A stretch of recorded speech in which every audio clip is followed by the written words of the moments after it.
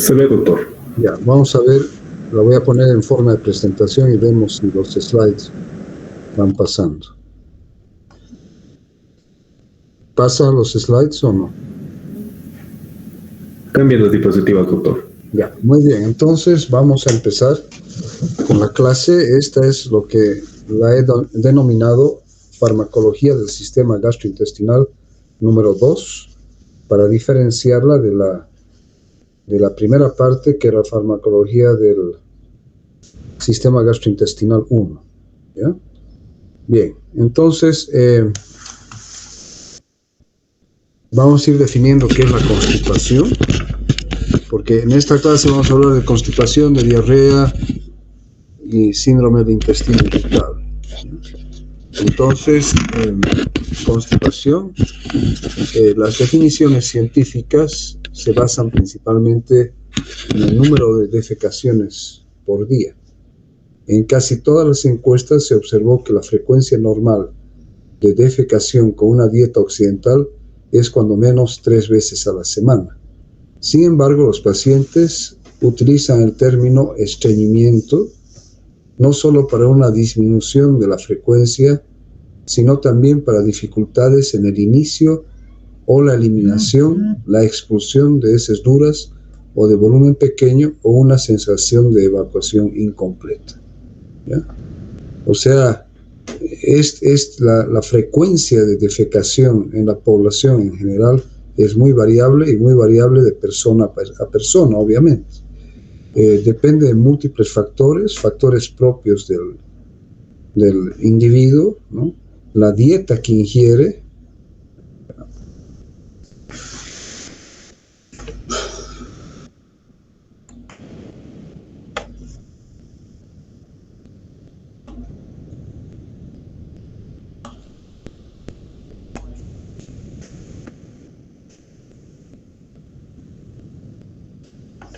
van a disculpar, pero como siempre no sé qué problema tengo yo.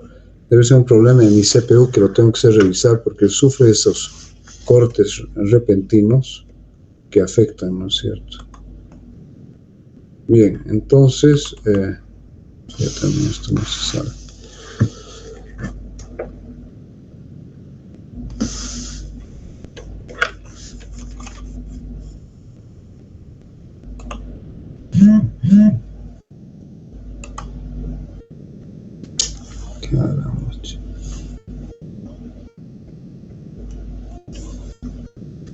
Bien, ahora se ve bien nuevamente.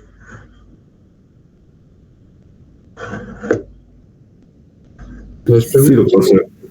Ya. Muy bien, entonces, lo que estaba diciendo, que es muy variable, varía obviamente persona a persona.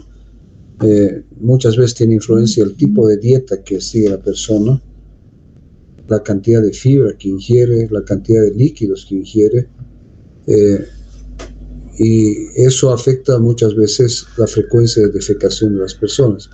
Generalmente son problemas que se acarrean a veces desde la niñez, pero que se van haciendo más patentes y evidentes en la adultez. Inclusive juegan un papel en esta afección en relación a hábitos culturales que pueda tener la persona, ¿ya? O inclusive la educación que ha recibido en la casa en relación a la realización de sus necesidades básicas, ¿no es cierto? Entonces, el estreñimiento o constipación tiene muchas causas reversibles o secundarias, que incluyen la falta de fibra dietética, el uso de ciertos fármacos, alteraciones, por ejemplo, fármacos que afectan la motilidad intestinal, como el uso de analgésicos opioides, ¿no es cierto?, y otros, alteraciones hormonales, trastornos de tipo neurógeno y enfermedades sistémicas. En casi todos los casos de estreñimiento crónico no se encuentra una causa específica, ¿no? Es lo que estamos diciendo. Y es increíble la cantidad de personas que sufren de este problema, jóvenes y mayores, ¿no es cierto?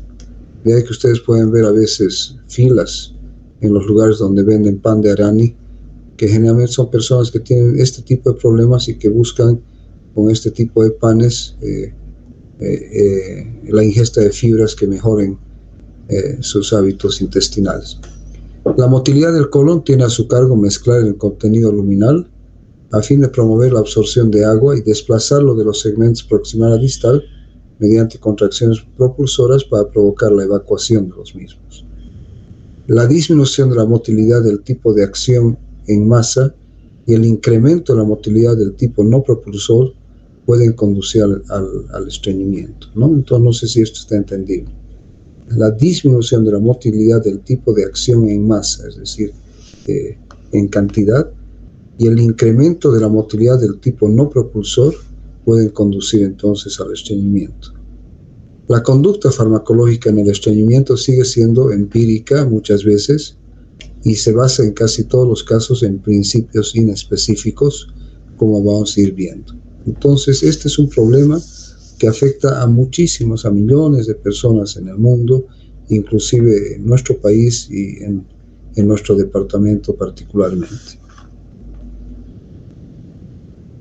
Bien, ¿cuál es el enfoque terapéutico que le vamos a dar al paciente en relación al problema de la constipación? Primero, la modificación del estilo de vida, que hay un error de ortografía que no me fijé.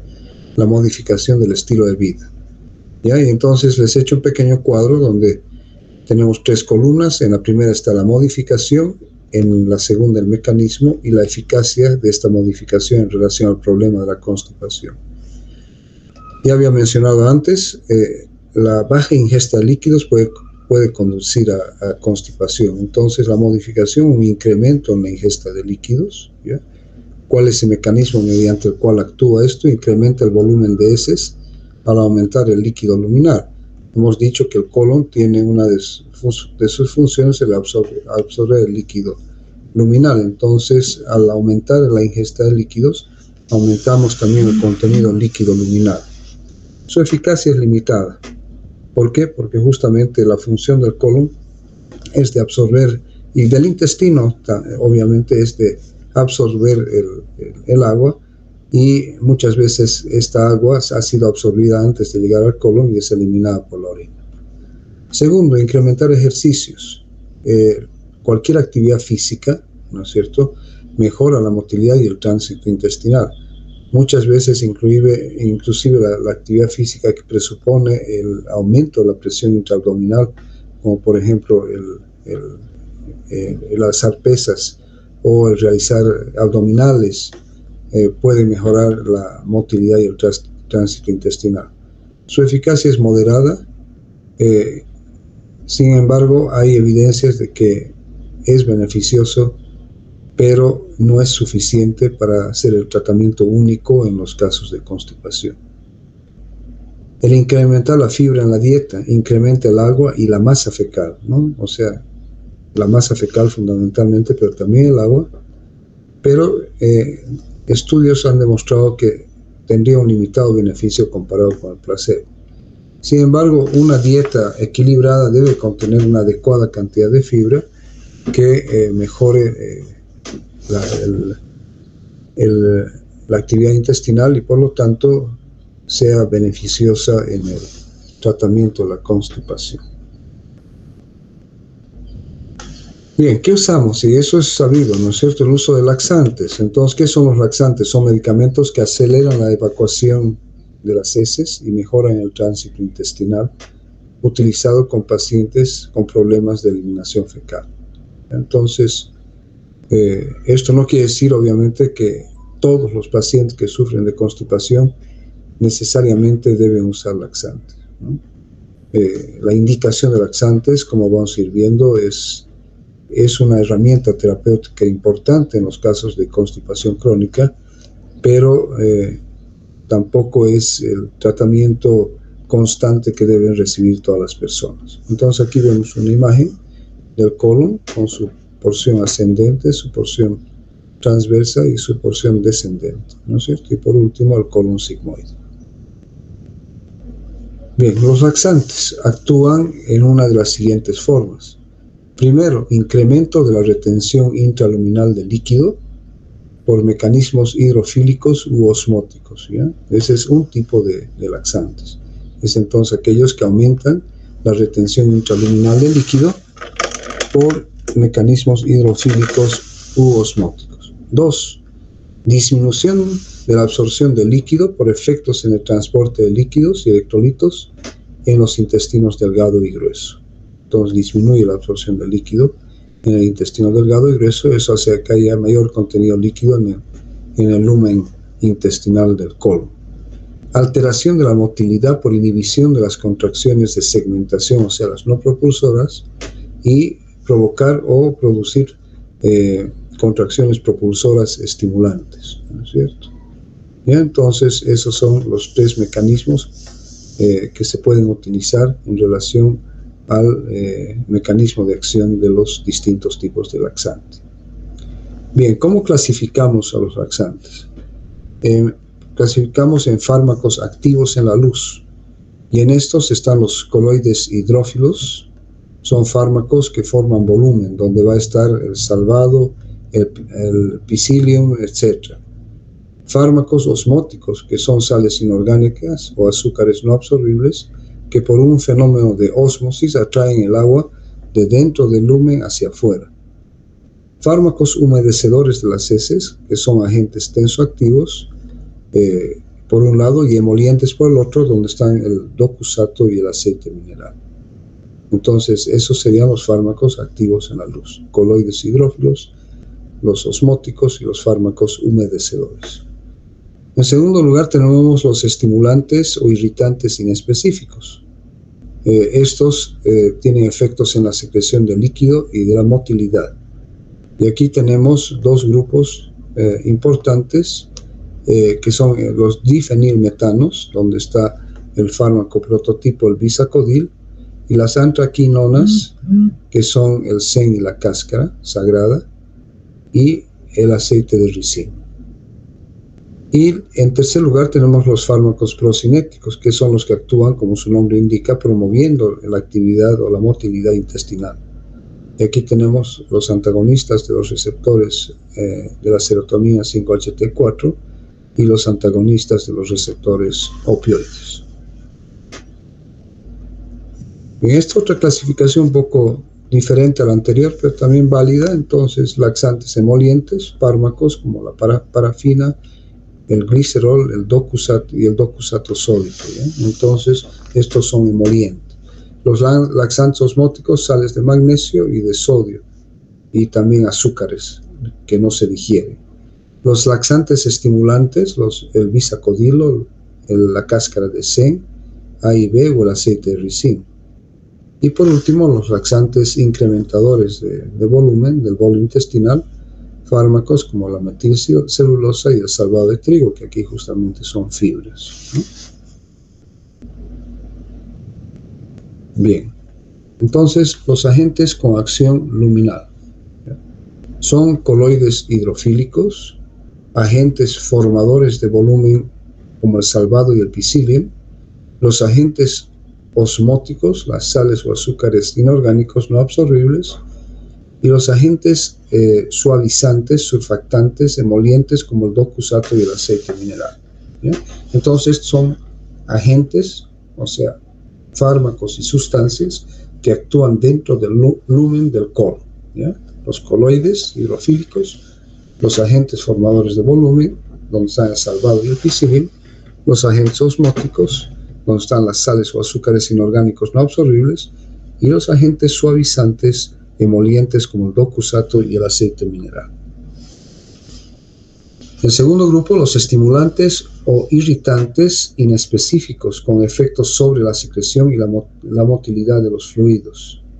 Aquí tenemos los difenilmetanos, donde está el bisacodilo, las antraquinonas, donde está el sena y la cáscara sagrada, y el aceite de ricino. Y los agentes procinéticos, que actúan principalmente sobre la motilidad, los agonistas del receptor de la serotonina 5-HT4 y los antagonistas del receptor de la dopamina y los motilidos, que es, por ejemplo, de esto, es un antibiótico que es la eritromicina. Bien, este es un cuadro donde tenemos el efecto laxante, la latencia, o sea, el tiempo que demora en hacer su efecto y la dosificación que se utiliza. ¿Ya? Bien. Perdón, no, está mal esto, no sé qué ha pasado, lo corregí, no es dosificación, sino es el tiempo que los tipos de fármacos, ¿no? Entonces, dentro de los que ablandan las heces, el ablandamiento de las heces se realiza generalmente en un periodo que va de 1 a 3 días, ¿ya? En la latencia van a producir heces blandas o semilíquidas en 6 a 8 horas y la evacuación líquida se produce en 1 a 3 horas después del periodo de acción de este tipo de laxantes. Entonces aquí tenemos los laxantes también formadores de volumen, los laxantes estimulantes y los laxantes osmóticos, ¿ya?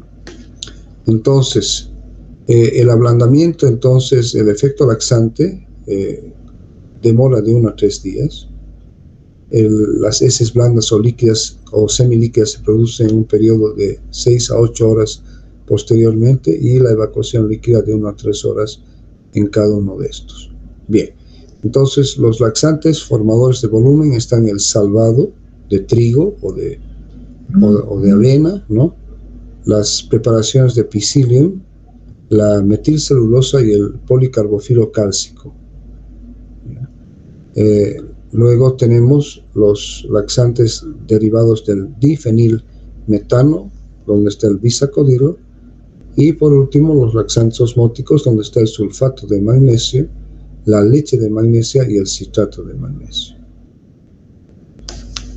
Los laxantes surfactantes osmóticos tenemos el docusato, los poloxameros y la lactulosa, ¿ya? Y los derivados de la atraquinona están la cena y la cáscara sagrada. Y por último, el tercer grupo que habíamos visto era el aceite de ricino, ¿no es cierto?, que sería el tercer grupo de los laxantes. Entonces, ¿cuáles de los laxantes producen un ablandamiento de las heces en un periodo de 1 a 3 días? Están los laxantes formadores de volumen, donde está el salvado, el psyllium, la metilcelulosa y el policarbofilo cálcico, y los laxantes surfactantes osmóticos con el docusato, los poloxameros y la lactulosa. Aquellos que producen heces blandas o semilíquidas en 6 a 8 horas están los laxantes estimulantes, donde están los derivados del difenilmetano y el bisacodilo, y los derivados de la atraquinona, la cena y la cáscara sagrada. Y aquellos que producen una evacuación líquida en un periodo de 1 a 3 horas, fíjense que son los que más rápidamente producen el efecto, están los laxantes osmóticos, como el sulfato de magnesio, la leche de magnesia y el citrato de magnesio. Ayer cuando hablábamos de los antiácidos, hablábamos del magnesio, ¿no? Como antiácido, y que producía diarrea, y que para contrarrestar el efecto diarreico se lo combinaba con el aluminio en los antiácidos, que producía más bien constipación o estreñimiento. Y tenemos también el aceite de ricino como otro tipo de fármacos que producen una evacuación bastante rápida. Bien, ¿cuáles son los laxantes formadores de heces? La celulosa, el psyllium, el salvado, la carboximetilcelulosa y el plántago o bata. ¿Sí? Todos estos son productos naturales, ¿no es cierto?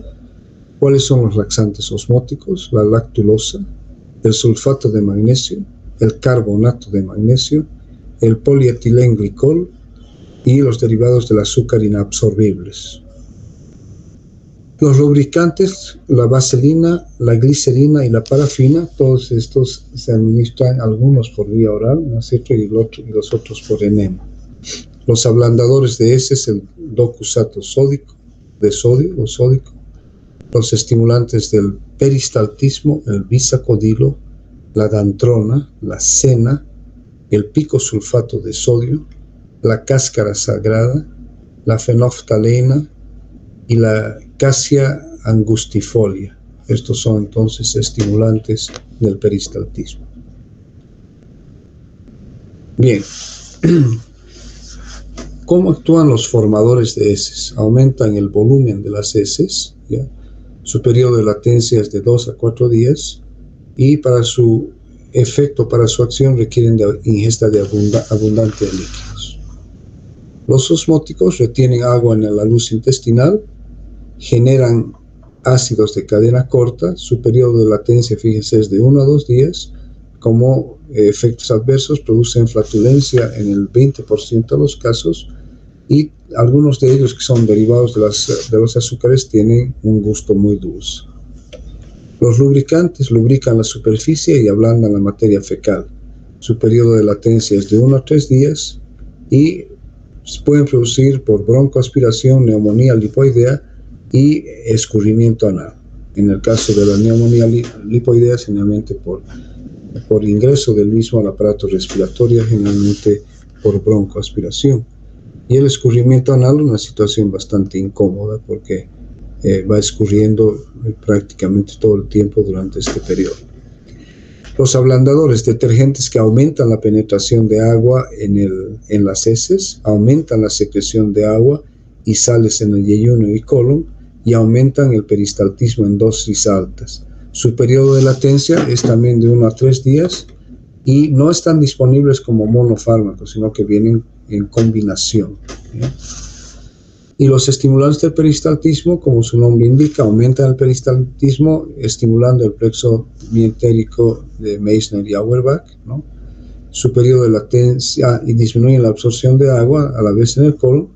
Tiene un periodo de latencia más corto, fíjense, de 6 a 12 horas, y esta sobreestimulación del intestino puede provocar cólicos intestinales.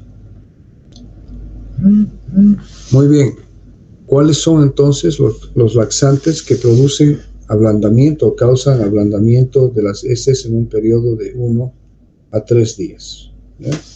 Tenemos los agentes formadores de bulto, donde ya habíamos mencionado está la metilcelulosa, el policarbofil y el psyllium.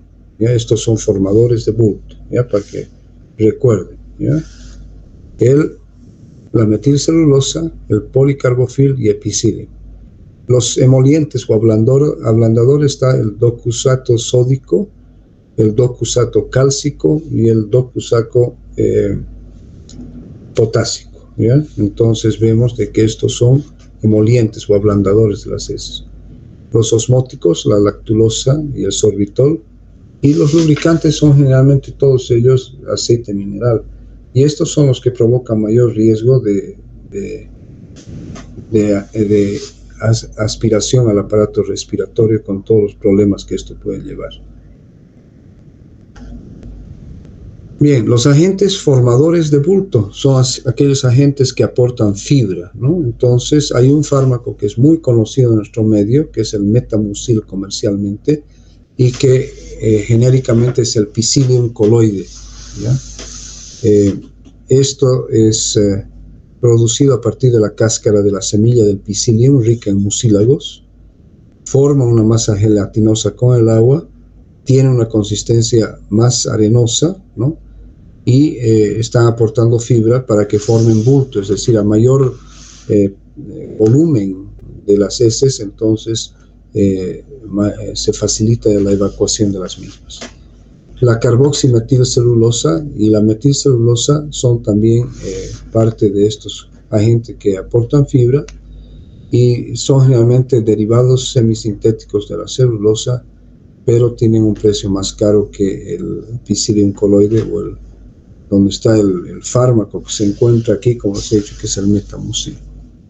¿Cuál es el mecanismo de acción de estos? Añaden peso y volumen a las heces mediante la absorción de agua, aceleran el tránsito intestinal en el colon y son digeridos por las bacterias. ¿Qué hacen las bacterias? Fermentan la fibra produciendo ácidos grasos de cadena corta que producen efectos tróficos en el epitelio colónico y un aumento de la masa bacteriana. Esto va a dar lugar entonces a un aumento de la masa fecal, que a su vez este aumento de la masa fecal va a estimular la motilidad con la función de evacuar estas heces de mayor volumen, ¿ya? La fibra, a su vez no fermentada, va a traer agua y aumenta el volumen de las heces. Entonces, si ustedes se fijan, estos son formadores de bulto. Al aumentar el volumen de las heces, son los que estimulan la evacuación de los mismos, asociados obviamente a la absorción de agua, al incremento de la actividad del colon y también al aumento del volumen, inclusive producido por las bacterias. Efectos adversos de estos son que van disminuyendo con el tiempo, es decir, el uso continuo de ellos va a ir disminuyendo la distensión y la flatulencia, que son muy frecuentes, la distensión abdominal, ojo, y la flatulencia, que son muy frecuentes al comienzo del tratamiento. Las contraindicaciones, obstrucción intestinal, obviamente, porque hemos visto que estimulan la actividad intestinal, ¿ya? Y aquellos pacientes en los cuales tienen un colon severamente lento, ya esto es una alteración funcional del mismo colon, que incrementando el volumen, no necesariamente, y aumentando el agua e incrementando la motilidad, no necesariamente van a funcionar. ¿Cuál es la dosis? 2 cucharadas de fibra al día, tomar con un vaso de agua, con un vaso de jugo. Generalmente se comienza con 1 cucharada 2 veces al día y se avanza poco a poco en más de 3 semanas para prevenir la distensión repentina. Entonces, ¿qué se aconseja? No dar mucha cantidad inmediatamente, ¿no? Y ir aumentando paulatinamente hasta llegar a la dosis correcta, que son 2 cucharadas de fibra al día, ¿ya? Entonces se puede comenzar con 1 cucharada e ir avanzando o ir aumentando de a poco para no provocar distensión abdominal o intestinal repentina. Bien, el segundo grupo, los laxantes ablandadores de heces, donde hemos visto justamente al docusato, ¿no? Sódico, cálcico y potásico, ¿no es cierto? ¿Cuál es el mecanismo de acción de estos ablandadores de heces donde está el docusato? Son tensoactivos aniónicos que disminuyen la tensión superficial de las heces, permitiendo entonces, al disminuir esta tensión superficial, la mezcla de sustancias acuosas y grasas que ablandan las heces. Aumenta la secreción de líquidos y electrolitos a través de un incremento del AMP cíclico.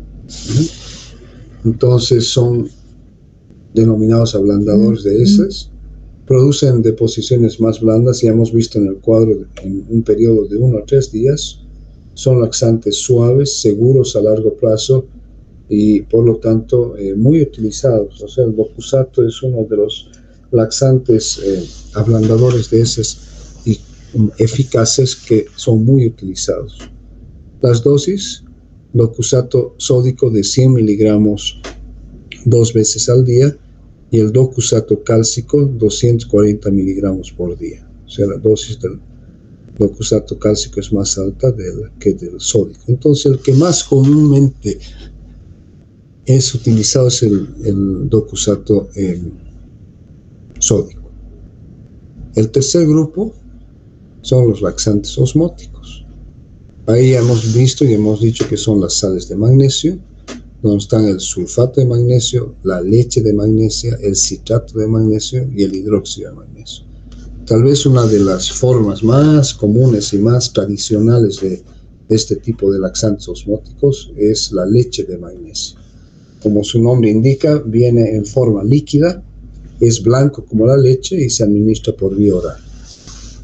¿Cuál es el mecanismo de acción de estos? Son iones que son pobremente absorbidos a nivel de la luz intestinal, producen una retención osmótica de agua en el lumen intestinal, pero a su vez estimulan el peristaltismo y dan lugar a la producción de mediadores inflamatorios. Pero su acción laxante es fundamentalmente por la retención osmótica de agua en el lumen intestinal y la estimulación del peristaltismo.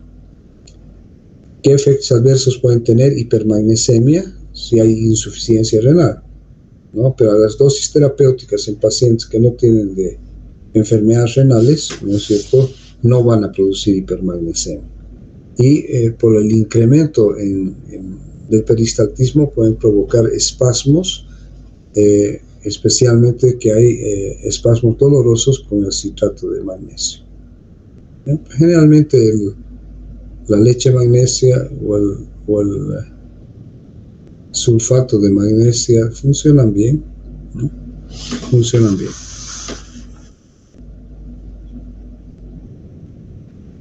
Bien, dentro de los laxantes osmóticos también tenemos las soluciones electrolíticas, donde está la solución electrolítica de polietilenglicol o macrobol.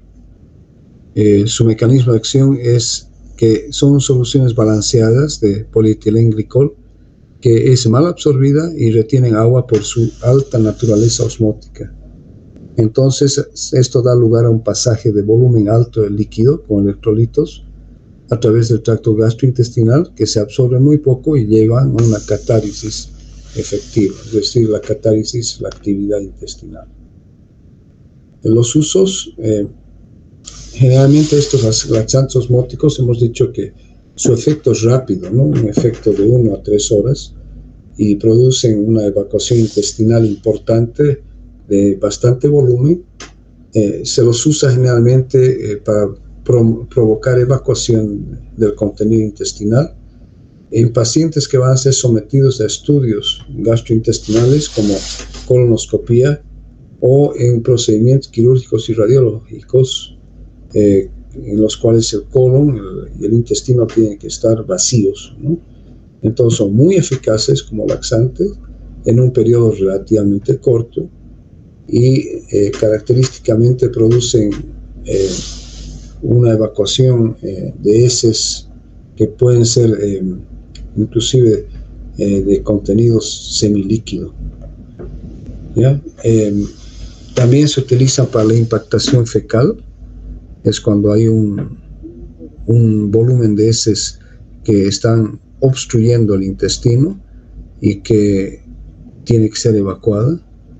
Y también para el estreñimiento crónico severo, es decir, escucha aquí, estreñimiento crónico severo, es decir, que es realmente un cuadro en el cual se necesita de un fármaco o de un grupo de fármacos que puedan provocar una evacuación rápida y eficaz. Dentro de los laxantes osmóticos también tenemos a los azúcares no absorbibles, donde están el sorbitol, la lactulosa y el manitol. ¿Cuál es el mecanismo de acción? No se absorben, se hidrolizan para producir ácidos grasos de cadena corta que estimulan la extracción osmótica de agua en el lumen, estimulando también a la vez la motilidad y la propulsión colónica. Entonces tienen un doble efecto, ¿no es cierto? Es decir, que producen, aumentan el contenido de agua en el colon, ¿ya? Y estimulan la motilidad de la propulsión colónica. Indicaciones generalmente se utilizan en pacientes que presentan constipación por opioides, es decir, pacientes que están utilizando opioides para procesos dolorosos crónicos, generalmente como de tipo maligno, ¿no? Que tienen que utilizar opioides. Constipación del anciano y constipación crónica idiopática, es decir, que no se conoce la causa. Esas son las indicaciones. Entonces, constipación por opioides, constipación del anciano y constipación crónica idiopática. Las dosis de estos, uno de los más utilizados aquí es el manitol, pero también el sorbitol y bueno, la lactulosa también. 30 mililitros de solución al 70%, 2 a 3 veces al día.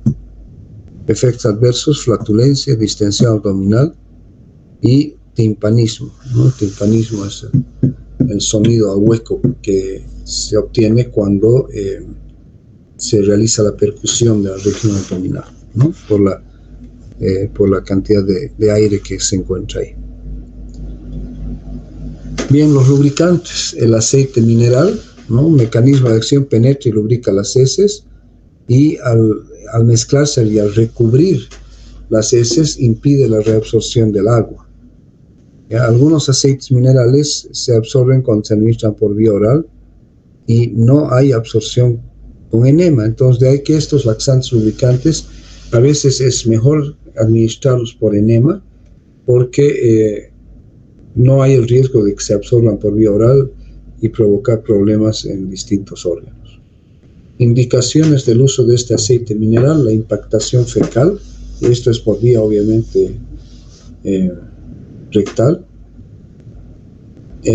después de un infarto de miocardio para evitar el esfuerzo y el resultante estímulo vagal, y postquirúrgico o postparto para evitar el esfuerzo y el estrés en las heridas, ¿no?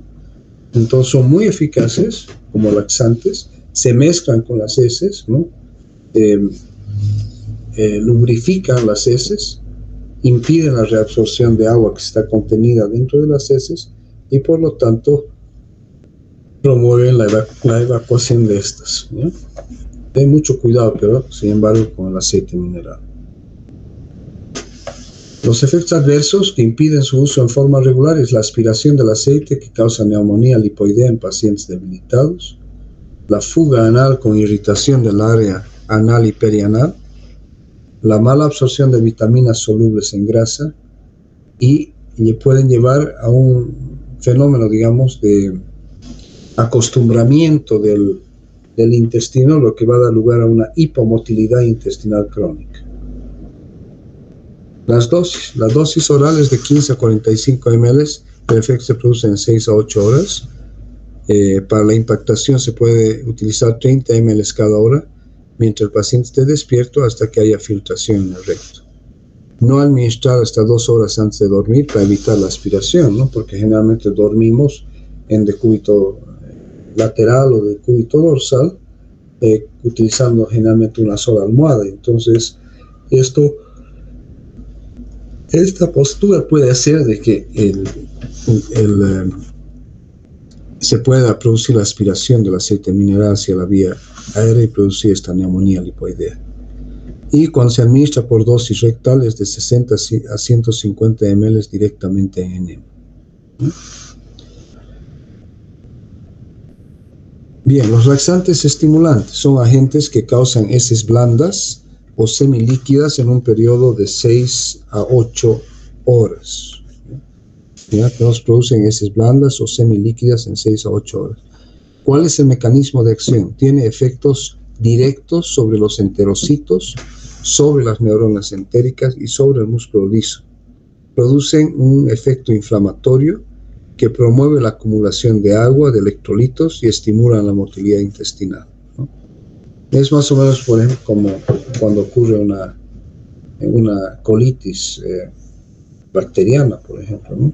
Hay un proceso inflamatorio a nivel de la mucosa, lo que hace de que se presenten heces líquidas, ¿no?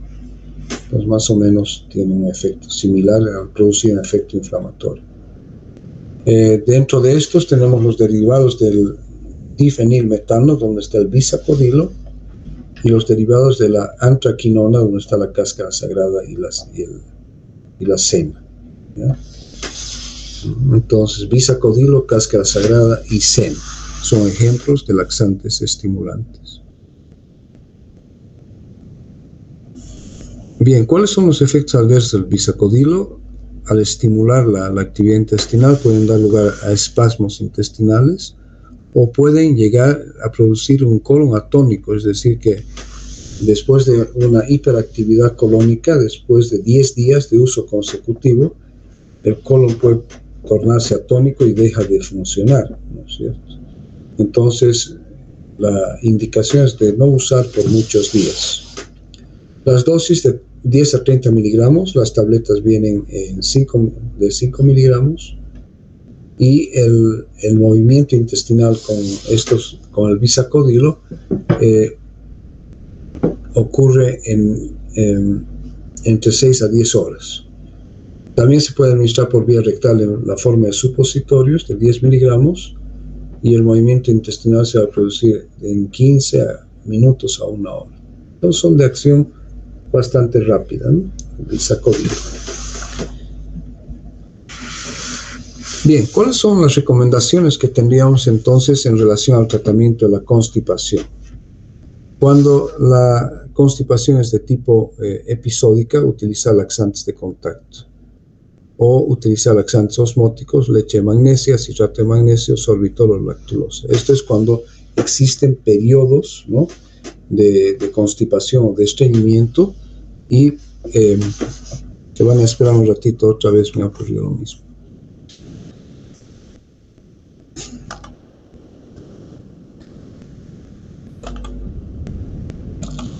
Van a disculpar, pero es una falla que tengo que buscar una solución. Traje un técnico una vez, pero no me solucionó el problema.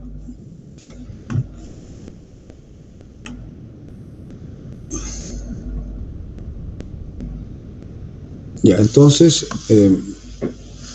estamos hablando de la constipación episódica.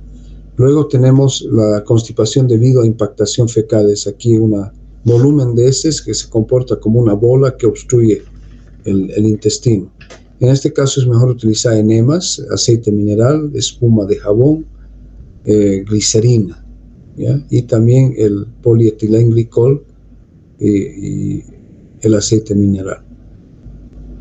¿De acuerdo? Entonces, aquí hay que utilizarlo. Generalmente se utiliza no solamente en una enema, sino se coloca también a veces en un frasco, y se coloca una sonda rectal y se va utilizando, por decir, 1 litro, 2 litros de espuma de jamón o aceite mineral mezclado con agua o glicerina, ¿no?, para que de cierta manera reblandezca, deshaga esta impactación fecal y pueda evacuarse.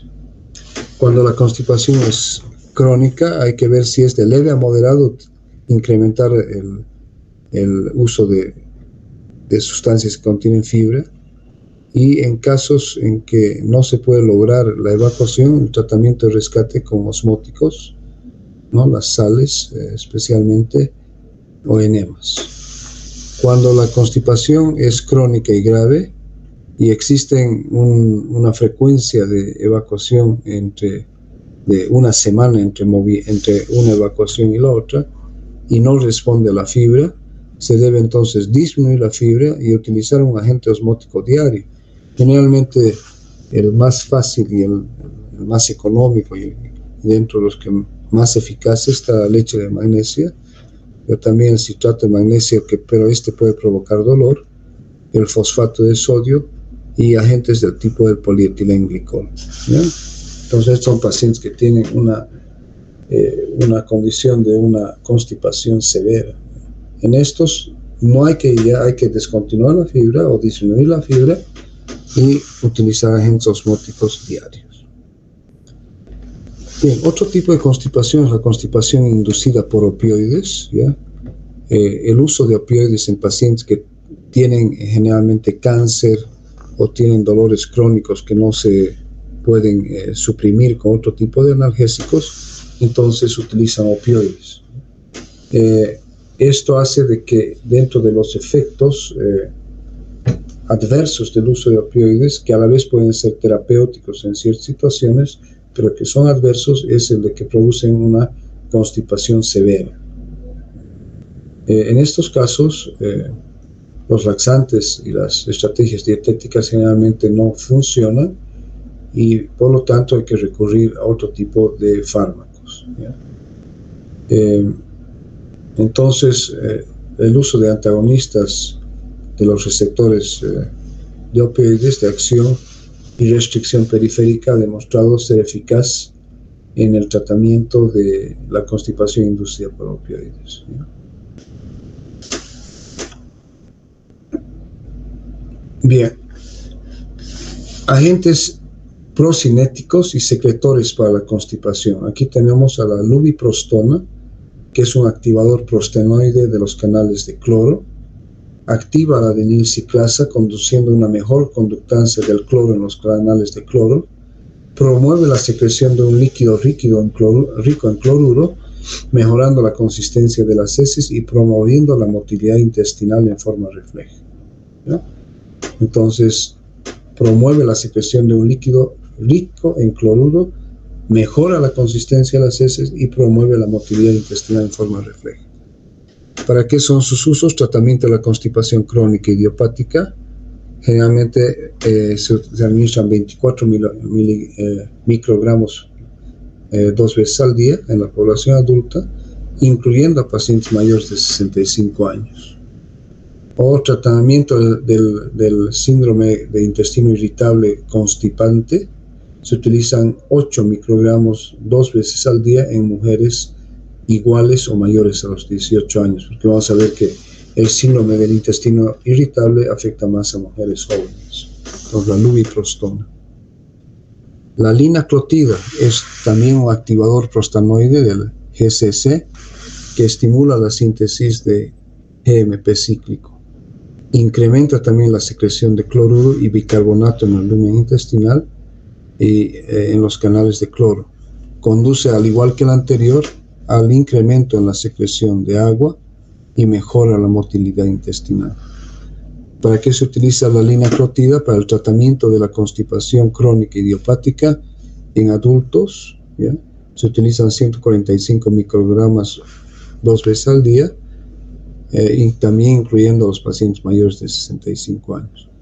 También se utiliza en el tratamiento del síndrome del intestino irritable constipante con dosis mayores, es decir, 290 microgramos 2 veces al día, y en mujeres, en mujeres mayores igual o mayores a los 18 años. ¿Cuáles son los efectos adversos? Estos sí producen una evacuación tipo diarreica, pueden dar lugar a una diarrea grave, a flatulencia, a dolor abdominal y cefalea. Y su uso está contraindicado en niños. Y esto vale para ambos, es decir, para la lubiprostona y para la linaclotida, ¿ya? Bien, la prucaloprida tiene un mecanismo de acción diferente a los anteriores, es un agonista selectivo de los receptores serotonínicos 5-HT4, no interacciona con los receptores serotonínicos 5-HT3 o 5-HT1B, incrementa la motilidad y el tránsito colónico. Entonces, la prucaloprida, indicada en el tratamiento de constipación crónica en pacientes adultos y ancianos, la dosis de 1 a 4 miligramos de prucaloprida en pacientes con constipación crónica severa. Efectos adversos: cefalea, dolor abdominal, náuseas y diarrea. Claro, uno de los efectos adversos de los laxantes es justamente la diarrea. Bien, con esto habríamos concluido la parte de constipación, ¿no? Y vamos a hablar ahora de antidiarreicos, ¿no? Antidiarreicos. Bien, diarrea. ¿Cómo se define lo que es diarrea? Diarrea es la expulsión de heces no formadas o líquidas, con un aumento en la frecuencia de defecación, más de 200 gramos por día, o 3 o más deposiciones líquidas por 3 o más días consecutivos, ¿ya? Entonces, una evacuación líquida en un día no es diarrea, ¿ya? Es que hayan 3 o más deposiciones líquidas por 3 o más días consecutivos, o la expulsión de heces no formadas o líquidas con un aumento en la frecuencia de defecación. Obviamente que hay ciertos casos en los cuales, por ejemplo, en una intoxicación alimentaria por presencia de toxinas bacterianas, las evacuaciones líquidas pueden ser de 10, 15 o 20 en un solo día, ¿ya? O en un periodo de 12 horas, y posteriormente, una vez que se han eliminado todas las toxinas, deja de haber diarrea. Entonces, esos son cuadros diarreicos. ¿Por qué? Porque hay expulsión de heces no formadas o líquidas. Pero tradicionalmente la definición de diarrea es la evacuación de 3 o más deposiciones líquidas por 3 o más días consecutivos, ¿no? ¿Sí? Una evacuación líquida no viene a constituir una diarrea, ¿no? Es evacuación líquida. Entonces hay que diferenciar la verdadera diarrea de las pseudodiarreas y de la incontinencia fecal. Según el tiempo de duración se dividen en diarreas agudas, que tienen una duración menor a 2 semanas, diarreas persistentes que van de 2 a 4 semanas, y las diarreas crónicas que van más allá de 4 semanas, ¿no? Todo lo más frecuente, digamos, en la mayor parte de las personas que sufren un cuadro diarreico agudo es que muchas veces tiene una duración de 3 a 5 días como máximo, y se resuelve en la mayor parte de los casos en forma espontánea. Pero Si esta persiste más allá de las 2 semanas, y entre las 2 y las 4 semanas va a ser la diarrea persistente, y si va más allá de las 4 semanas es una diarrea crónica.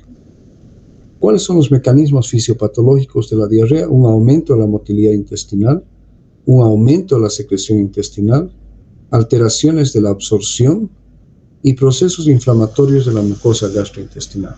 Entonces, aumento de la motilidad intestinal, aumento de la secreción líquida intestinal, alteraciones en la absorción de líquidos intestinales y procesos inflamatorios de la mucosa gastrointestinal.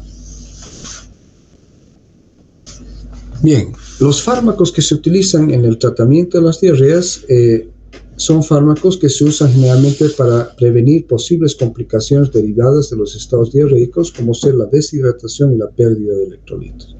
Porque una pérdida constante de líquidos que no se absorben a nivel del intestino, obviamente puede llevar a una deshidratación. Esto es extremadamente común en niños y en niños pequeños, y que si no es tratado va a acabar en la muerte del niño. Dentro de los antidiarreicos tenemos aquellos de acción intraluminal, aquellos que inhiben la motilidad gastrointestinal, aquellos que producen la absorción intestinal, y tenemos el cuarto grupo, que son los inhibidores de la hipersecreción intestinal.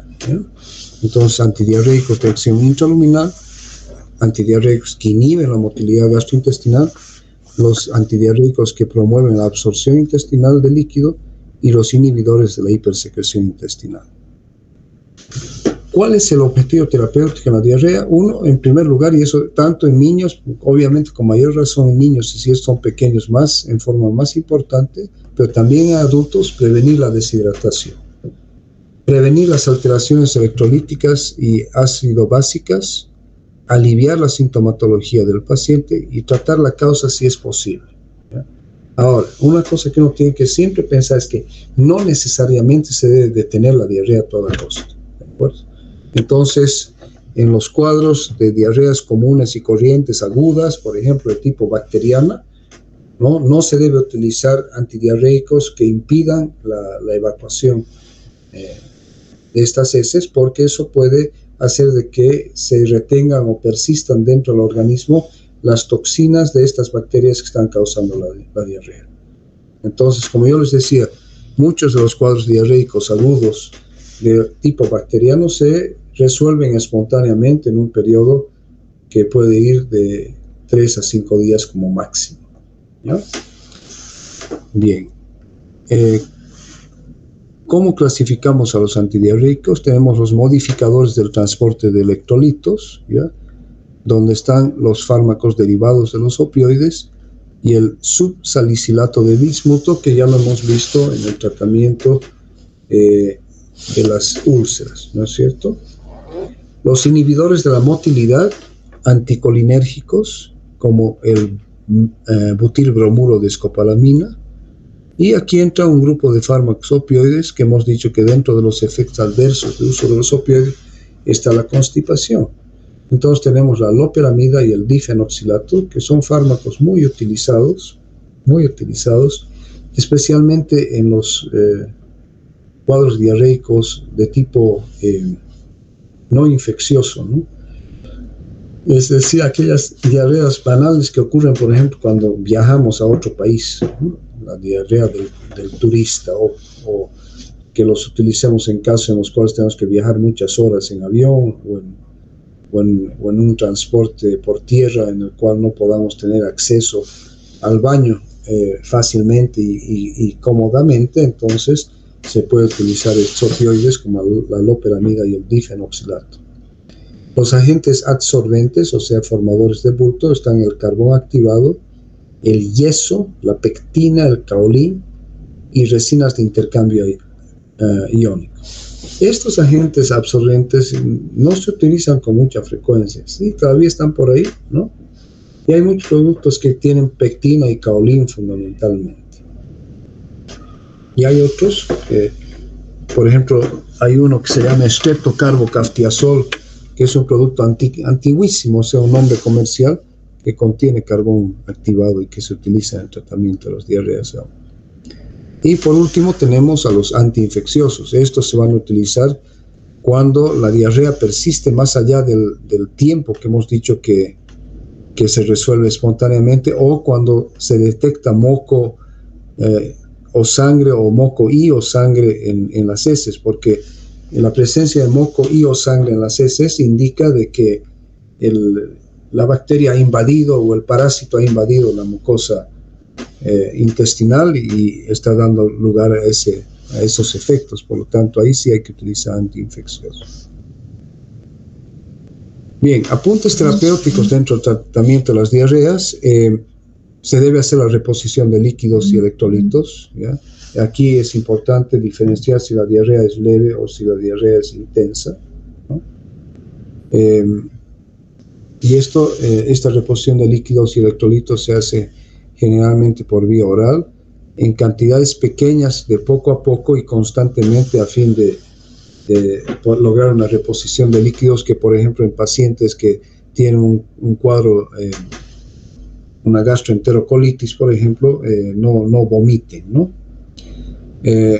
Si es intensa, ¿no es cierto?, se debe hacer la reposición parenteral, especialmente en personas ancianas y en lactantes. El uso de antiespasmódicos está contraindicado en las disenterías. ¿Cuáles son las disenterías? Son los cuadros diarreicos infecciosos, gastroenterocolitis de tipo infeccioso. No utilizar antiespasmódicos. Y los antidiarreicos no usar en inmunodeprimidos por el riesgo de provocar encefalopatía.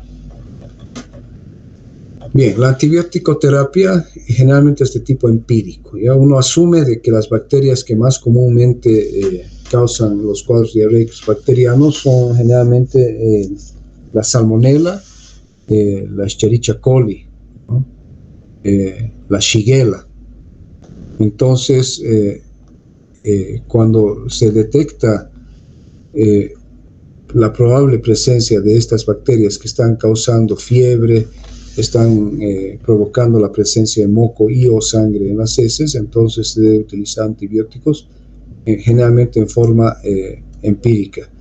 Esta antibiótico-terapia es obligada en pacientes que están inmunodeprimidos, en pacientes que tienen válvulas cardíacas mecánicas, en ancianos, en la profilaxis en viajeros que van a viajar con enfermedad del intestino irritable, o en inmunodeprimidos, o en pacientes que presentan acloridria.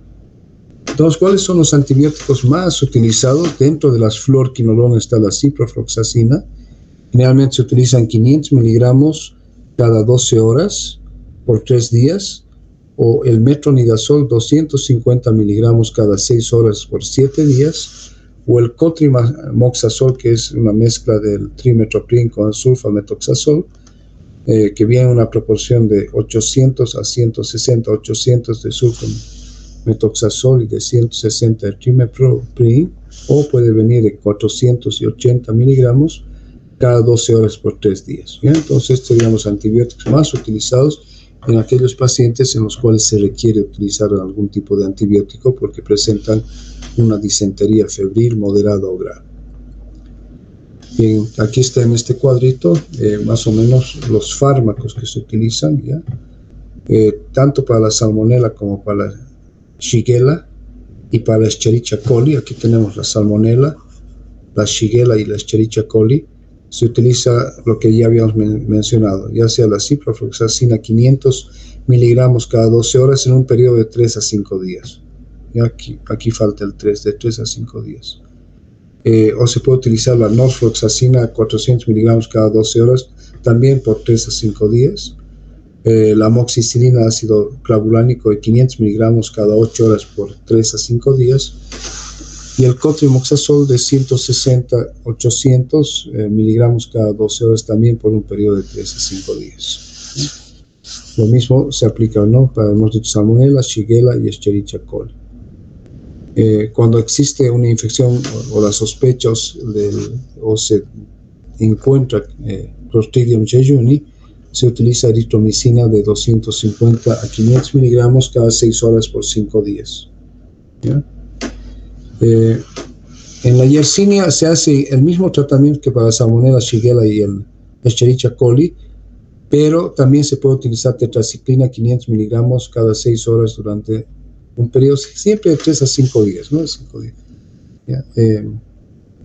En el caso de la presencia de cólera o Vibrio cholerae, se utilizan tetraciclina 500 miligramos cada 6 horas durante 10 días, o la doxiciclina 100 miligramos cada 12 horas durante 3 días. El tratamiento del Clostridium difficile, que generalmente es decurrente del tratamiento antibiótico, ¿no? Se utiliza la vancomicina 250 a 500 miligramos cada 6 horas por 10 días. Y cuando hay parásitos, infecciones por protozoos como la Giardia lamblia, el metronidazol 250 miligramos cada 8 horas durante 5 a 7 días, o el tinidazol en dosis de 2 gramos por vía oral por día durante 3 días. Bien. ¿Cuáles son los agentes adsorbentes utilizados para el tratamiento? Son los que forman bultos. Están fundamentalmente el caolín y la pectina. ¿Qué es el caolín? El caolín es un aluminio hidratado. También se lo conoce con el nombre de arcilla de silicato. Y la pectina, que es un gel de carbohidratos de frutas, ¿no? La pectina se encuentra, por ejemplo, en la semilla de la manzana. ¿Cuál es el mecanismo de acción? Es un adsorbente no específico. No tiene ningún efecto sobre la pérdida de agua o de cloruro de sodio. Simplemente se va a unir y aumentar la viscosidad de las heces, formando entonces bulto. Y también su uso es famoso por unirse a toxinas bacterianas. Los efectos adversos pueden unirse a otros medicamentos y pueden aumentar las pérdidas de potasio, pero en realidad está prácticamente desprovista de efectos adversos importantes. Las dosis, de 1 a 2 dosis después de cada deposición líquida, hasta un máximo de 12 dosis por día, ¿no? Generalmente vienen estos combinados, ¿no? O sea, no vienen caolín solo y pectina solo, sino muchas veces vienen caolín y pectina combinados. La butiliosina, que es un anticolinérgico, que es la escopolamina, ¿ya? Uno de los efectos adversos del uso de atropina y sus derivados semisintéticos y sintéticos es justamente el de provocar constipación. Entonces, este efecto antimuscarínico ya hace de que se pueda utilizar terapéuticamente en ciertos tipos de diarrea. Son potentes relajantes del músculo liso con un efecto inhibidor bien definido sobre el tono y el peristaltismo intestinal, y a la vez, como efecto adverso antisecretor de las glándulas en general del uso de antimuscarínicos, inhiben la secreción salival y bronquial y dan como efecto adverso la boca seca. Indicaciones: están indicados en cólicos abdominales, en pacientes que presentan constipación, diarrea, colon irritable o exceso de aire. También en la dismenorrea y la enuresis. La enuresis es cuando los niños o los pacientes se orinan en la cama durante la noche. Es también un espasmolítico importante en el tratamiento de las vías biliares a dosis elevadas, y puede estar indicada también en el mareo de traslación, o sea, la cinetosis, el mareo por movimiento.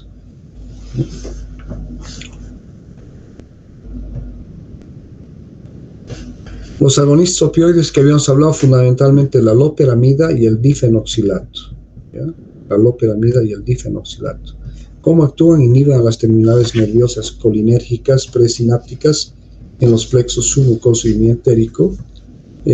Aumenta el tiempo de tránsito en el colon con mayor absorción de agua de las heces, ¿ya? Dentro de estos tenemos entonces la loperamida, que no causa adicción, no tiene como efecto adverso la adicción como tienen los analgésicos opioides en general, no cruza la barrera hematoencefálica, no es analgésico y tampoco genera tolerancia. Hemos definido la tolerancia de la necesidad de aumentar progresivamente la dosis de un fármaco para lograr el mismo efecto. Entonces, estos no generan.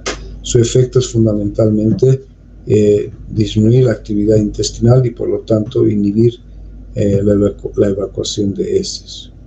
Las dosis de 2 miligramos por vía oral, ¿no? 1 a 4 veces por día. El difenoxilato a dosis elevadas sí tiene efectos en el sistema nervioso central, pero a dosis terapéuticas, que es las que manejamos, no tiene efectos sobre el sistema nervioso central, pero sí puede el uso prolongado de ellos provocar o dar lugar a dependencia.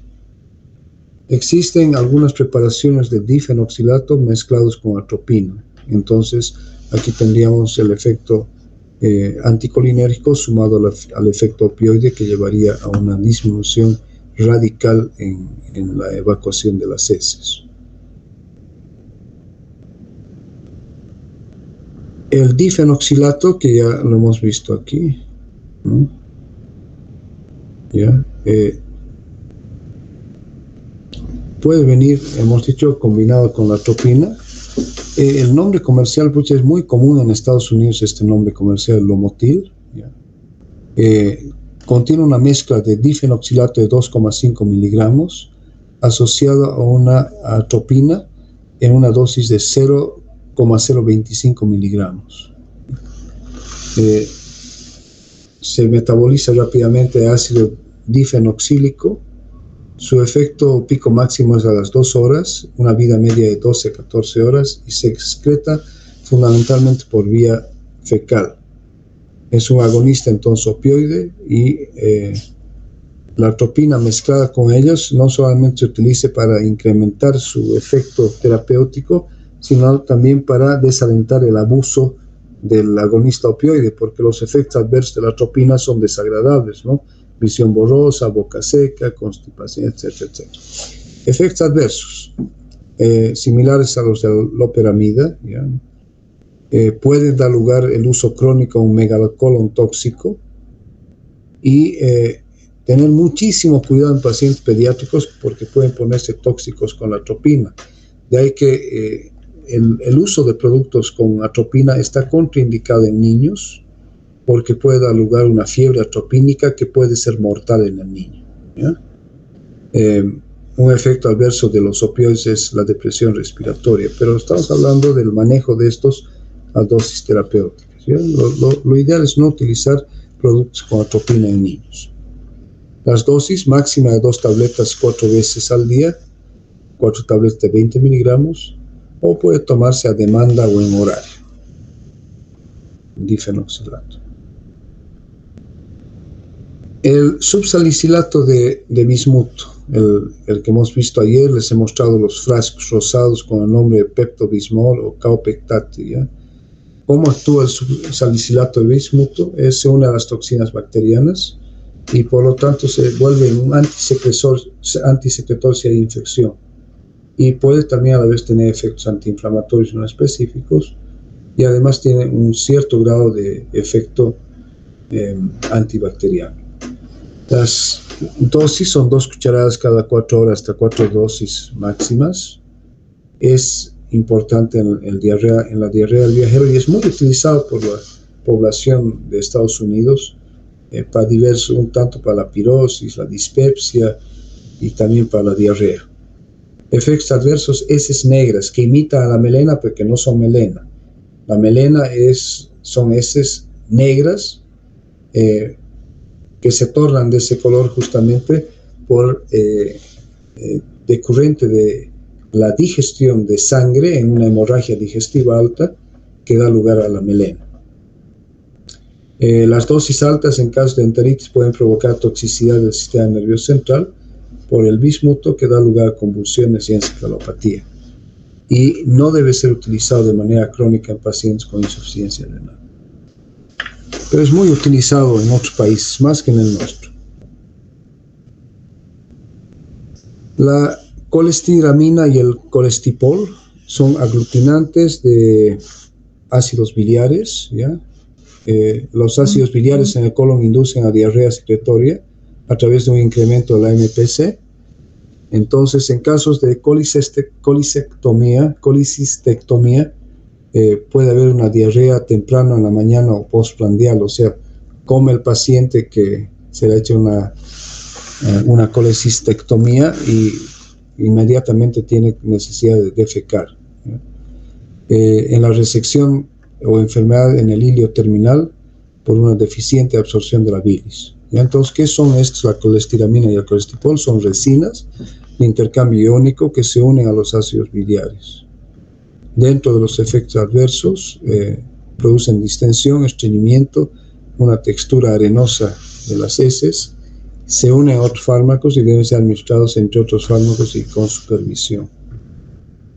Generalmente la administración de esto se hace por largos periodos de tiempo. Las dosis recomendadas son de 4 gramos 3 veces al día y se puede ir aumentando a medida que sea necesario hasta llegar a 8 gramos 3 veces al día. Entonces son los aglutinantes, los ácidos biliares, la colestiramina y el colestipol. Bien, agentes antisecretores, otra sustancia, otro fármaco es el ocreóptido. Es un análogo de la somatostatina. Como mecanismo de acción, hiperpolariza las neuronas intestinales, disminuye la liberación de acetilcolina, disminuye por lo tanto el peristaltismo e impide la liberación de la secreción de neurotransmisores como la inducción del péptido intestinal vasoactivo y la serotonina. Está indicado en diarreas secretoras severas y refractarias, por ejemplo, diarreas de pacientes con SIDA. Inhibe la diarrea por vagotomía, síndrome de vaciamiento rápido por síndrome de intestino corto y por SIDA. También está indicado en los tumores endocrinos relacionados con diarrea, como el tumor carcinoide o el bipoma, un tumor relacionado con el péptido intestinal vasoactivo, que se conoce como el bipoma. Inhibe los efectos de tumores endocrinos como el carcinoide y el bipoma en etapas avanzadas. Y dentro de otros usos es la fístula pancreática, los tumores hipofisiarios y el sangrado intestinal. Dosis de 50 a 500 microgramos cada 8 horas por inyección subcutánea. Efectos adversos del uso del ocreóptido, éstasis en la vesícula biliar, inhibición de la secreción pancreática, por ejemplo, de inhibición de la secreción de insulina y glucagón con todas las consecuencias de estos, e irritación en el lugar de la inyección, porque hemos dicho que su administración es por vía subcutánea. Otros efectos adversos, la estatorrea, es decir, heces con presencia de grasa, el déficit de vitaminas A, D y K, náuseas, dolor abdominal, flatulencia, colecistitis, hiperglicemia justamente por la inhibición de la secreción de insulina, hipotiroidismo y bradicardia, ¿no? Entonces, tiene indicación fundamentalmente en los casos de diarreas severas refractarias que no responden a otro tipo de tratamientos. Aquí está una slide, ¿no?, donde tenemos el ocreóptido, análogo de las somatostatina, ¿no?, que ya hemos visto. Y está indicado en las diarreas secretoras, en tumores endocrinos digestivos, en hemorragias gastrointestinales, generalmente en diarreas severas, ¿no?, incontrolables. Bien, dentro de las terapias emergentes tenemos nuevos agentes que son los bloqueadores de los canales de cloro, conocidos como CFTRs, y donde tenemos un fármaco prototipo de estos que es el crofelemer. ¿Qué es el crofelemer? Es una proantociamidina oligomérica que tiene un nuevo mecanismo de acción antisecretorio bien documentado, bloquea la secreción de iones de cloruro a través del canal de cloruro, es conocido como un regulador de la conductancia transmembrana de la fibrosis cística. Normaliza el flujo de agua en el intestino, se lo usa para el tratamiento de la diarrea y para evitar así que se produzca deshidratación. Por lo tanto, proporciona un importante alivio con varias indicaciones intestinales.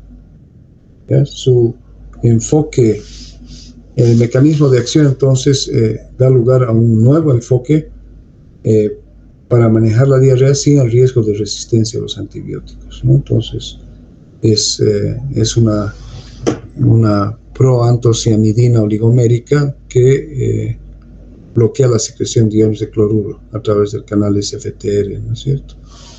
¿Ya? Entonces es un nuevo fármaco. Ya dentro de esto también tenemos el linaclotide, que es otro fármaco que tiene un efecto similar, pero que en realidad está actuando promoviendo más bien la transformación del GTP en GMPC cíclico, ¿no? Y la lubiprostona, que ya la hemos visto anteriormente. Bien. Luego tenemos el síndrome de intestino irritable. Este es un volcán, y yo lo he puesto de ejemplo el volcán justamente porque es así como se sienten los pacientes cuando tienen este síndrome de intestino irritable, ¿ya? Entonces vemos de que este es un cuadro muy común, generalmente en mujeres jóvenes, ¿ya? Y que trastorna completamente la vida de ellas. ¿Ya? Entonces, el síndrome de intestino irritable, con sus siglas SII, está relacionado con episodios recurrentes de disconfort abdominal, con dolor, meteorismo, distensión abdominal, cólicos y diarrea y o constipación, ¿ya? Entonces tenemos síndrome de intestino irritable que puede ser predominantemente diarreico, síndrome de intestino irritable predominantemente constipante, o el mixto, que cursa con periodos de diarrea y periodos de constipación. ¿Ya? Entonces es un trastorno digestivo que se caracteriza por alterar el hábito intestinal, que provoca dolor abdominal en ausencia de anormalidades digestivas estructurales.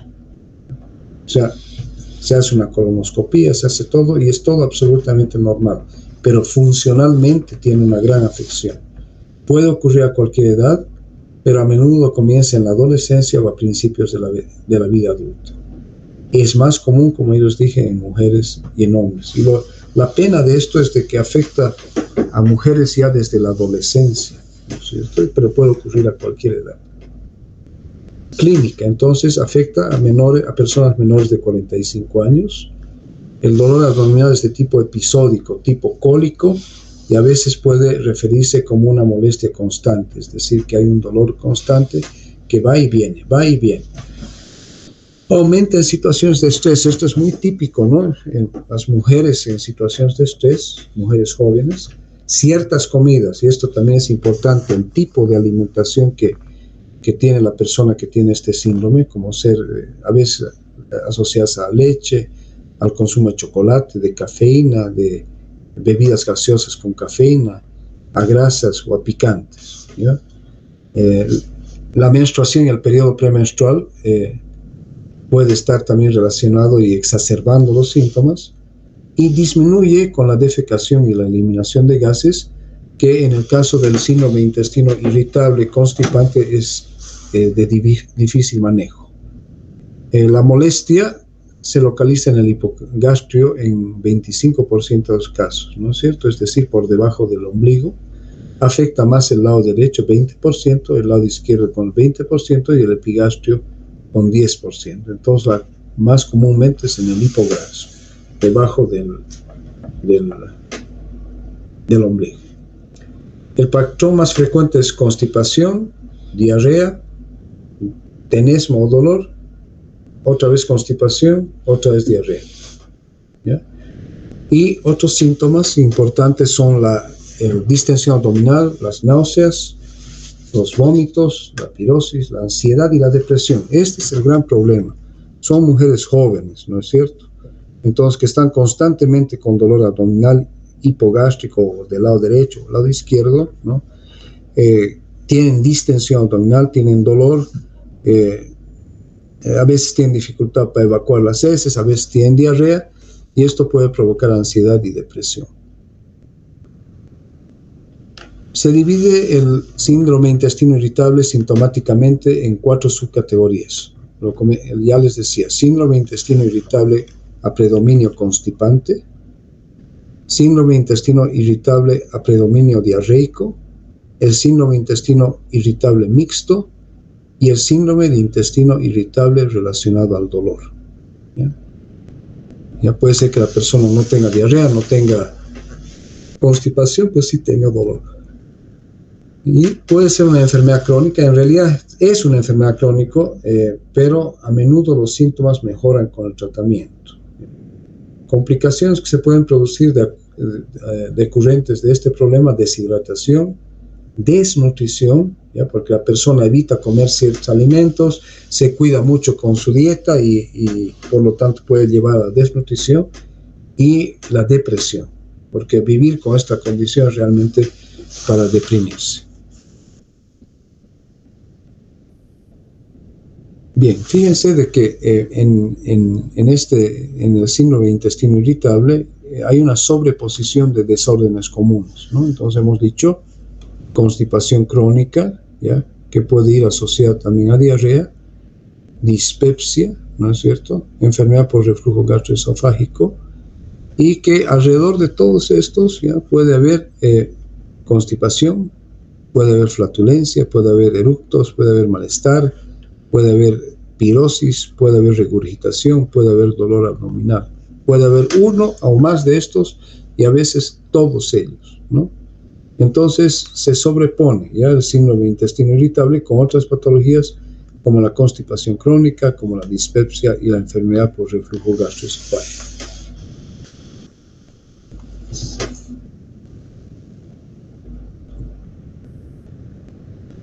Bien, ¿cuál es el manejo no farmacológico? Una dieta libre de irritantes, o sea, cualquier alimento irritante no debe ser ingerido para estos pacientes. Una dieta con alto contenido de fibra, aunque hay algunos estudios que dicen que no se debe utilizar fibra, pero bueno. Evitar refrescos, gaseosas que contienen cafeína, ¿no es cierto? Todas las gaseosas negras y de otros colores generalmente tienen cafeína. El café, el alcohol y los cigarros. Evitar alimentos que generen gases, por ejemplo, el consumo de porotos, de lentejas, de habas puede generar gases. Y evitar lácteos y sus derivados, inclusive tratar de evitar los lácteos deslactosados. Eso sería entonces el manejo no farmacológico. Bien, esta figura está en inglés, pero más o menos la he colocado porque es muy interesante. Entonces tenemos aquí en la parte de arriba las características sintomáticas del paciente, ¿ya? Si la característica sintomática puede ser, hemos dicho, constipación, puede ser diarrea, puede ser mixta ambas, y puede haber exceso de gas y distensión y dolor, ¿ya? Entonces, constipación, diarrea, gas, distensión y dolor. ¿Cuáles son el enfoque terapéutico de primera línea?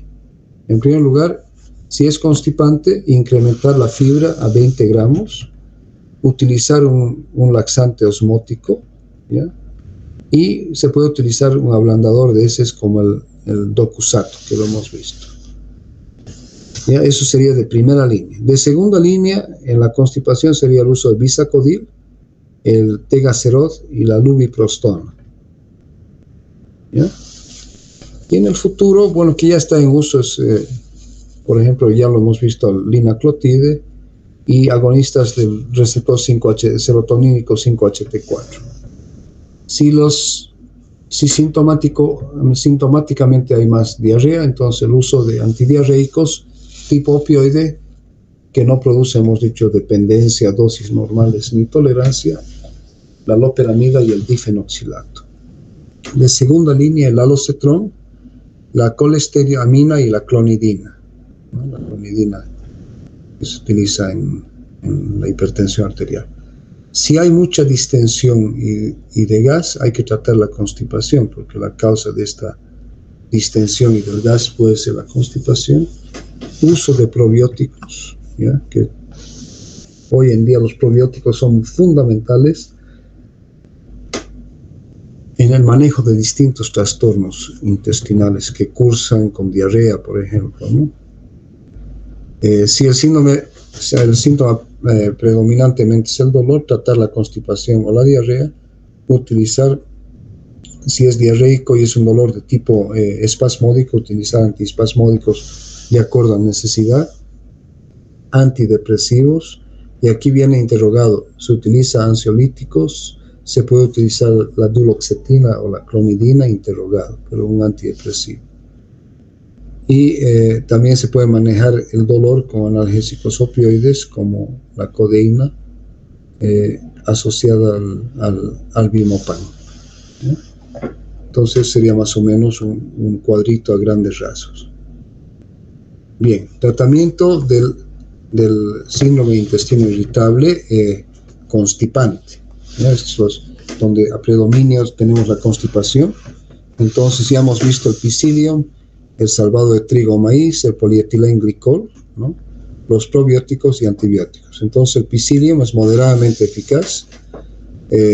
Un único estudio informó una mejora con el policarbofil de calcio.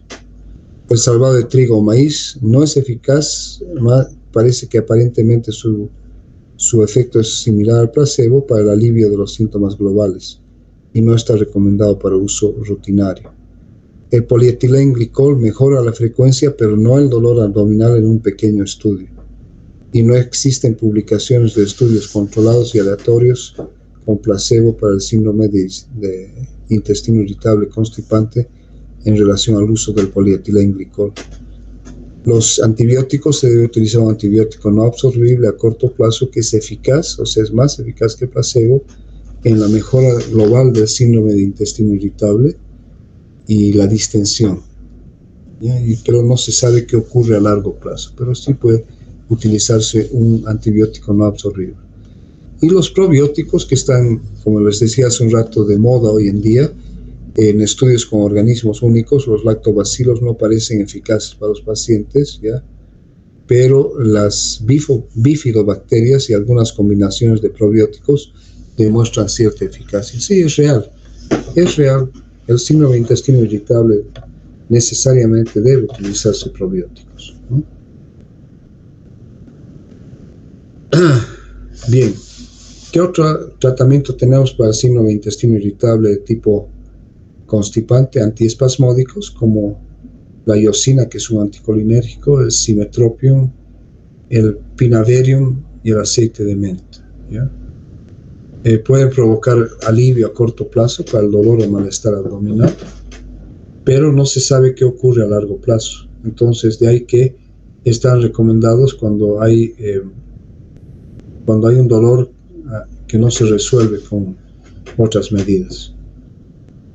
La lubiprostona se utiliza 8 microgramos 2 veces al día. Es más efectiva que un placebo para aliviar los síntomas globales del síndrome de intestino irritable en mujeres con síndrome de intestino irritable de tipo constipante. Los antidepresivos tricíclicos, los inhibidores selectivos de la recaptación de serotonina, son también importantes y eficaces para aliviar los síntomas globales del síndrome de intestino irritable. Aparentemente también pueden reducir el dolor abdominal. No existen muchos datos en relación a su seguridad a largo plazo.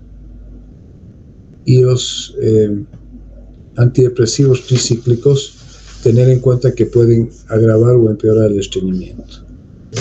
Y la psicoterapia, la terapia cognitiva, psicoterapia dinámica, la hipnoterapia, ¿no? Son más efectivas que la atención habitual para aliviar síntomas globales. Entonces sí, necesariamente muchos de estos pacientes necesitan de apoyo psicológico, ¿no? Especialmente las mujeres jóvenes que se pueden deprimir fácilmente. Tratamiento del síndrome del intestino irritable de predominancia diarreica, utilizar fibra, ¿ya? Y utilizar un antiespasmódico, anticolinérgicos, ¿ya? Dentro de estos tenemos la diclomina, 10 a 20 miligramos 4 veces al día, generalmente antes de las comidas y de la hora de acostarse, porque durante la noche puede incomodar muchísimo al paciente esta distensión y este dolor de tipo cólico. La iosiamina, que es un anticolinérgico, 1 a 4 veces al día, igual que la anterior, se puede utilizar en forma sublingual para producir un efecto inmediato, o también se puede utilizar en la forma de liberación controlada, que va liberando lentamente y produciendo un efecto constante. Son anticolinérgicos, producen relajación del músculo liso y disminuyen la amplitud y la frecuencia del peristaltismo. ¿Cuáles son los efectos adversos de un antiespasmódico? Un anticolinérgico es constipación, o sea, estreñimiento, efecto antimuscarínico, sequedad de boca, diplopía, retención urinaria y sedación. Entonces, se puede utilizar esto. Bien. Otra combinación de antiespasmódicos y sedantes. Ejemplos, la atropina, o sea, la belladona, que es un anticolinérgico con el fenobarbital. El clinidium y el clordiazepóxido. La belladona, que es la atropina, y el butabarbital, ¿no?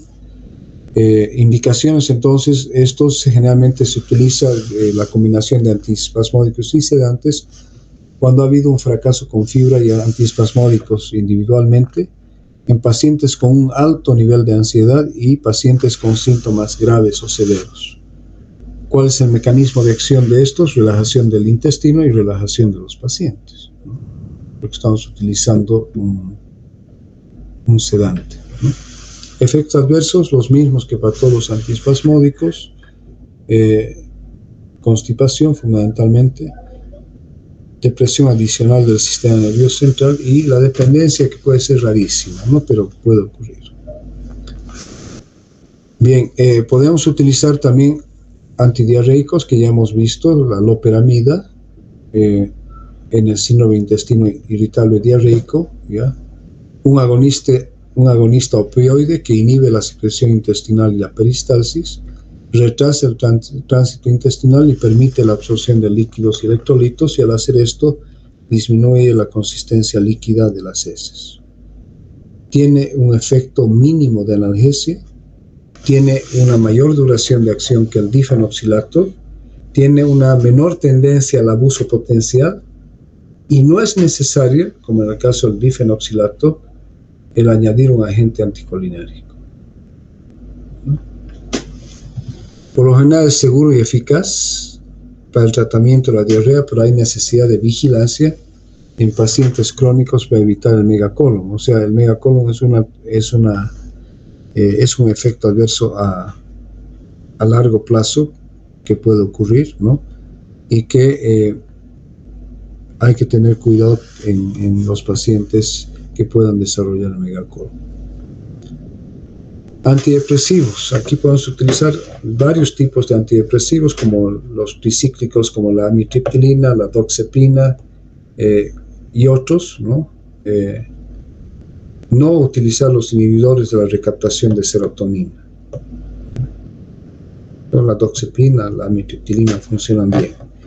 ¿Cuándo se debe utilizar antidepresivos? Cuando hay fracaso de otros fármacos, cuando hay temor a la adicción con otros fármacos, cuando hay insomnio recurrente del problema, cuando hay múltiples quejas somáticas, porque el paciente se puede quejar de muchas cosas, el requerimiento de dosis múltiples de antiespasmódicos y o sedantes, ¿no? Entonces, mecanismo de acción, en realidad, el efecto sobre el síndrome del colon del intestino irritable es en realidad desconocido. Puede ser que se deba a efectos analgésicos centrales, también por su posible actividad anticolinérgica y porque justamente estos antidepresivos atacan más la parte del estrés de las personas que lo tienen, ¿no? Pueden tener efectos anticolinérgicos y pueden provocar letargo ocasional. Bien, otro grupo de fármacos son los antagonistas de los receptores tipo 3 de la serotonina, ¿ya? Donde está el alocetrón, que lo hemos visto en el cuadrito inicial, que fue aprobada por la FDA en el año 2000 por menos de un año y luego retirado del mercado debido a los incidentes de colitis isquémica, ¿ya? Sin embargo, nuevos estudios han demostrado que el uso muy supervisado, con mucho control, podría estar nuevamente indicado en ciertos casos, ¿ya? El mecanismo de acción es un bloqueo de la entrada sensorial desde las células serotoninérgicas del revestimiento del intestino hacia el plexo mientérico. Entonces lo que hacen es reducir la sensibilidad intestinal y la distensión, y aumenta la capacitancia, es decir, que aumentaría la tolerancia, ¿no es cierto?, a la distensión intestinal. Y el gran problema de sus efectos adversos, el estreñimiento y la colitis isquémica, que fue el motivo por el cual fue retirado. Sin embargo, dentro del comentario que yo puse aquí, hay muchos fármacos en etapas similares de desarrollo, pero debido a la experiencia con el alocetrón, estos fármacos deberán pasar por pruebas muy cuidadosas antes de su aprobación, ¿ya? Entonces, hay otros fármacos que son antagonistas de los receptores 5-HT3 de la serotonina, que están en estudio y en desarrollo, ¿no es cierto?, pero que requieren de mayores pruebas para evitar la colitis isquémica. El silancetron, similar al alocetrón, es un antagonista 5-HT3 útil para tratar el dolor abdominal y el malestar. Este sí continúa aprobado. Y la renzaparida, que es un agonista completo del receptor 5-HT4 y antagonista del receptor 5-HT3, para el tratamiento del síndrome de intestino irritable constipante. Entonces, lo que hacen estos es aumentar la capacitancia de distensión y disminuir el dolor en pacientes que tienen este problema. Entonces, la renzaprida en el síndrome de intestino irritable constipante y el silancetron en el síndrome del intestino irritable diarreico, ¿ya? Silancetron para la diarrea, renzaprida para los pacientes que tienen síndrome de intestino irritable constipante.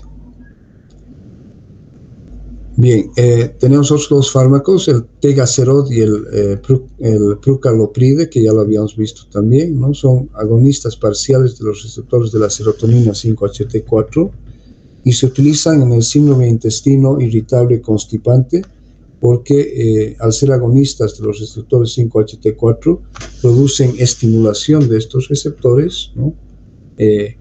Para aumentar el vaciado gástrico, el vaciado del intestino delgado y la motilidad del colon y disminuir la sensibilidad. Ya, porque lo que más incomoda al paciente es esa sensibilidad, ¿no? El dolor, la distensión abdominal, ¿no? Fue reintroducido en julio del 2007, su acceso está restringido en mujeres de 18 a 54 años, ya sea con síndrome de intestino irritable constipante o diarreico con una respuesta insatisfactoria a otro tratamiento.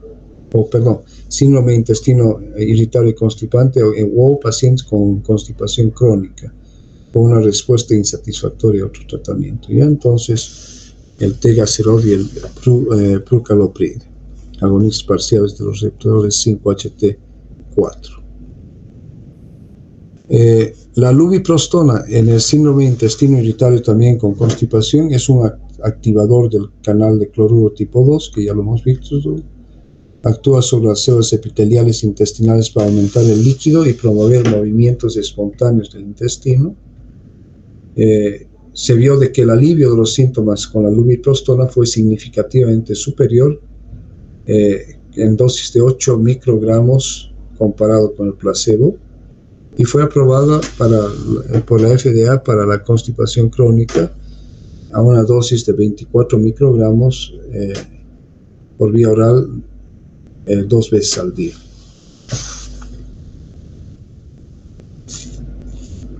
Bien, aquí hay un cuadro donde he colocado aquí drogas con efectos antieméticos. Hemos hecho un resumen de todas aquellas drogas que tienen un efecto antiemético Entonces tenemos la metoclopramida, la difenhidramina, la escopolamina, el ondansetron, el aprepitant y la domperidona, ¿ya?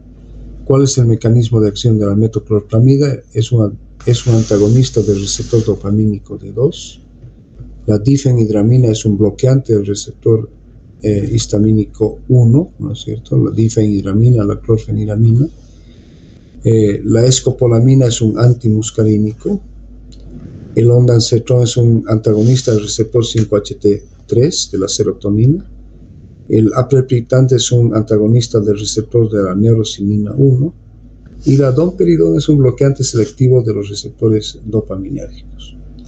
¿En qué está indicada la metoclopramida? En náuseas, vómitos, vaciamiento lento del estómago. Hemos dicho que es un procinético que favorece el vaciamiento del estómago. La difenhidramina en pacientes con náuseas y vómitos relacionados a los movimientos, fundamentalmente a la cinetosis. La escopolamina, que es un antimuscarínico en náuseas y vómitos relacionados a la cinetosis. El ondansetron generalmente en náuseas y vómitos relacionados con la anestesia, o sea, posanestésico y quimioterapia. El aprepitant en pacientes con náuseas y vómitos también por quimioterapia. Y la domperidona en todo tipo. La domperidona viene para uso habitual en muchos trastornos digestivos que cursan con náuseas, vómitos, con distensión abdominal, con meteorismo, ¿ya? Bien, otros dentro de los bloqueantes del receptor H1 está la clorfeniramina. Dentro de los antagonistas del receptor 5-HT3, como el ondansetron, están el granisetron, el dolasetron, el palonosetron, entre otros.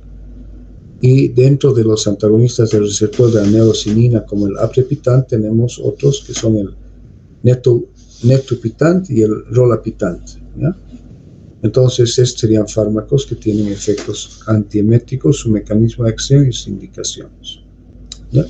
Bien, con esto hemos concluido la clase. Hemos demorado un poco, 10 minutos más que las otras clases, porque era un poquito más largo.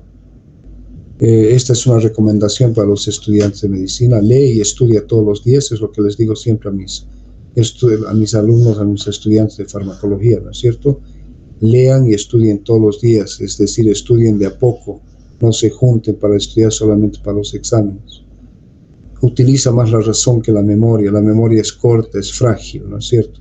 En cambio, si tú realizas un estudio de razonamiento, entonces el conocimiento va a persistir en el tiempo.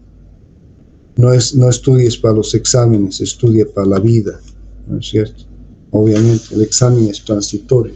Tú estás estudiando para la vida, para tu vida profesional, ¿no es cierto? Sé tu propia competencia. No te enfoques en el resultado de los demás. Siempre busca superarte a ti mismo.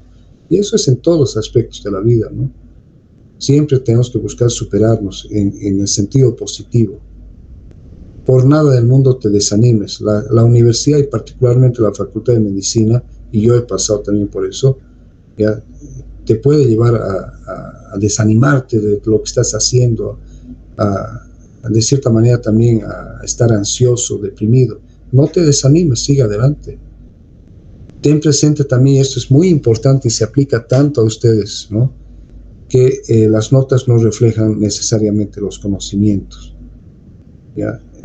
Recordar que es en las prácticas donde se evalúa al estudiante y que en los exámenes teóricos lo que hacemos es calificar al estudiante, es decir, ponerle una nota, y que muchas circunstancias hacen de que el rendimiento en el examen teórico no sea el adecuado.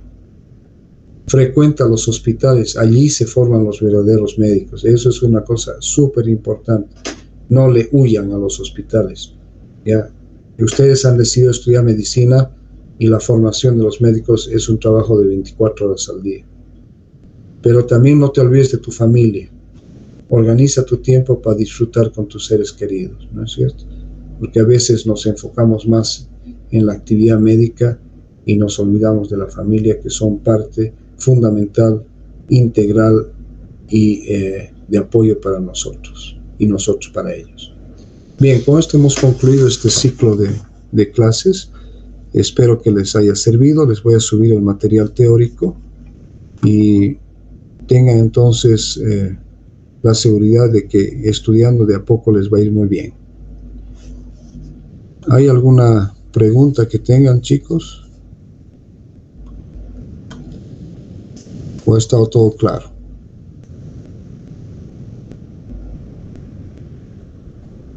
No me dice nadie nada más. Catherine Verdugués, ¿qué me dices, Catherine? Está todo claro, doctor. Ya, se lo subo entonces el material ya y tengan una muy buena noche. Disfruten, mañana tenemos elecciones, igual con mis estudiantes del grupo del viernes vamos a pasar clases para no atrasarnos y no creo que interfiera en nuestra votación, ¿ya? Pero si fuese el caso, vemos qué tenemos que hacer, ¿ya? Buenas noches y hasta luego, gracias.